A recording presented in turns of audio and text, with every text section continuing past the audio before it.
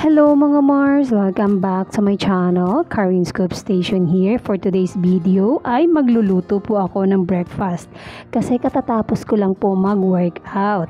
Isa ito sa mga kalimitan na kinakain ko tuwing umaga after workout. Ayan, nilagyan ko na pala ng corn oil, mainit na ang frying pan at nilagay ko na yung egg na binati ko na 3 eggs. I think 3 eggs. So yes.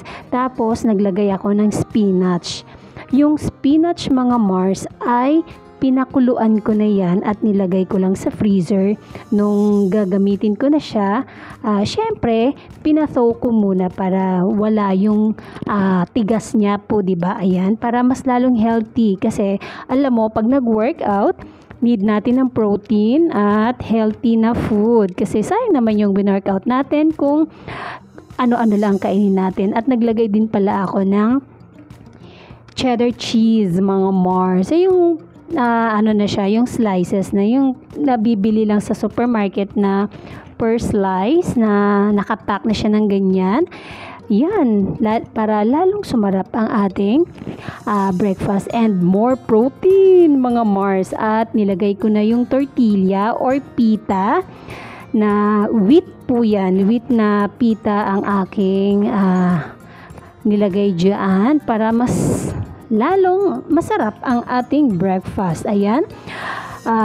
Talagang inano ko pa yun ng kamay, hindi naman po siya masyadong mainit. Tapos mamaya ipi-flip natin yan, mga Mars, para maging sandwich siya. Ayan, flip natin, ganyan lang. Ay, siguro may kinuha ako dito. Ayan, kumuha pa ako ng isang sandok para maayos na ma-flip ko yung niluluto ko. Ayan, ang ganda nga naman ng pagka-flip ko. Ayan, i-fold pa natin. Ayan, tapos ayan, inayos ko pa ulit. Ang sarap talaga nito, mga Mars. At mura lang po, hindi mo na kailangan ng magastos dito sa na tumura. Yung tortilla, napakamura lang po niyan. Budget friendly po yan. Yung spinach, mura lang din po yan. Sa isang plastic ay napakarami na ng spinach. Yung cheese, napakamura lang din. And then yung egg, mura lang din ang egg, mga Mars. Alam ko naman na sa bahay nyo ay talagang hindi kayo mawawalan ng egg kasi egg is life. And ayan, tapos na, mga Mars. Ayun, nagkulay brown na siya. Hanguin na natin at ilagay natin sa plate for plating. Ayan, ang ganda.